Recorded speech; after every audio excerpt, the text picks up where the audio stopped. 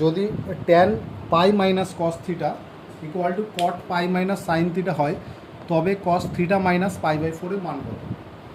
তাহলে tan pi minus cos theta equal to যেটা cot আছে, আমরা কট থিটাকে tan pi by two minus theta লিখতেই পারি। তো থিটার জায়গায় এই ভ্যালুটা আছে, তাই এখানে এই ভ্যালুটা বসালাম। তাহলে এবার ট্যান পাই কস থিটা যদি tan pi by two minus pi sine theta হয়, তাহলে এখান থেকে আমরা বলতে পারি যে pi cos theta equal to pi by two minus pi sine theta. এবার এটা লেফট সাইডে আসলে মাইনাস থেকে প্লাস হলো, দুই সাইড থেকে পাই কমন নিয়ে পাই ক্যান্সেল হয়ে যাবে। তাহলে এখান থেকে পাচ্ছি cos theta plus sine theta equal to half. তাহলে এখন cos theta minus pi by ফোরে ভ্যালু বার করতে বলেছে। তাহলে cos theta minus pi by ফোরকে কস এ মাইনাস বি সূত্রে অ্যাপ্লাই করছি, এই যে cos A cos B plus sine A sine B. এবার কস পাই বাই ফোর মানে আর সাইন পাই বাই ফোর দুটোই হচ্ছে 1/√2।